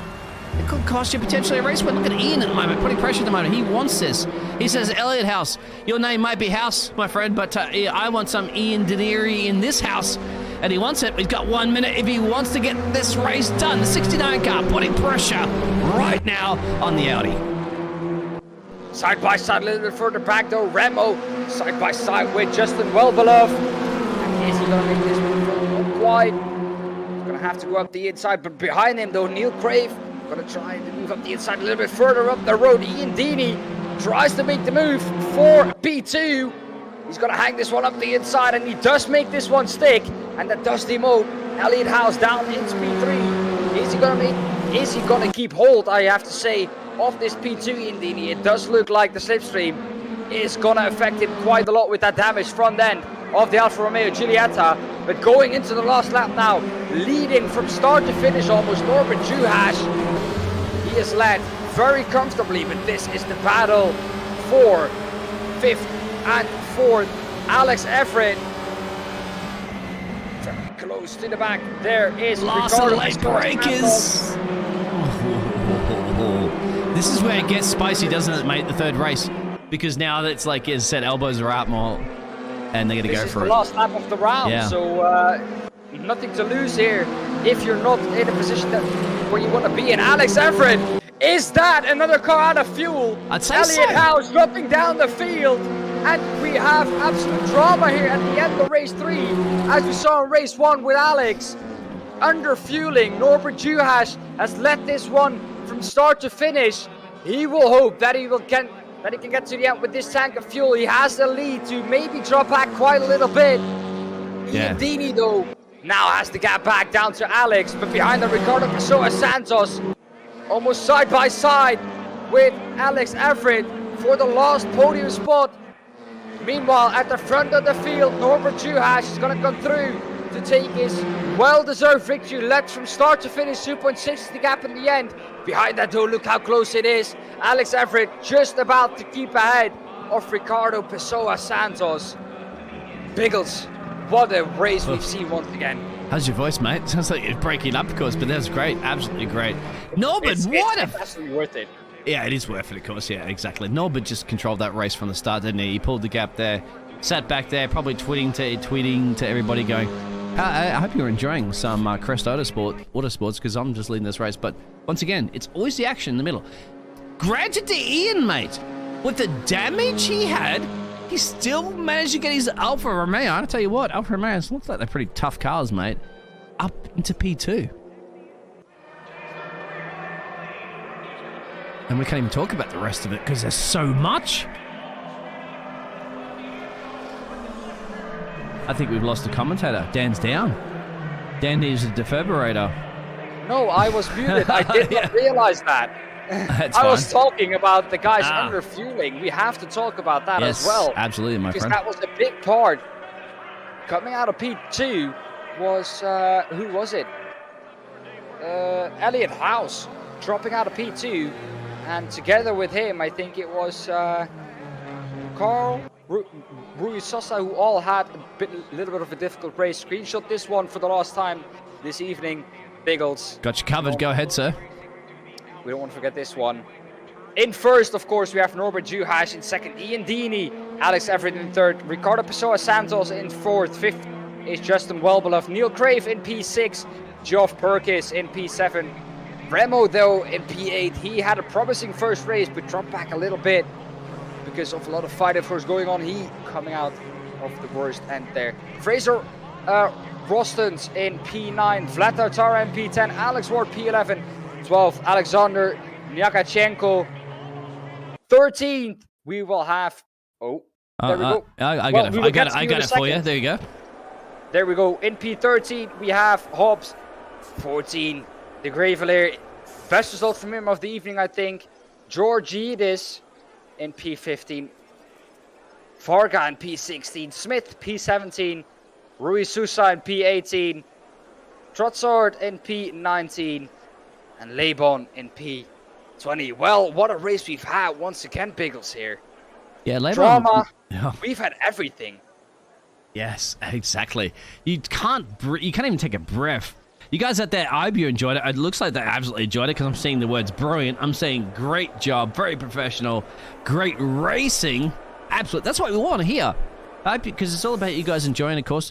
Remember, the drivers, they don't get to see all this. They're going to have to rewatch this whole scenario and wonder what's going on. And I do apologize, of course, for all the other drivers that are out there because, you know, everybody basically from P5 down to P27.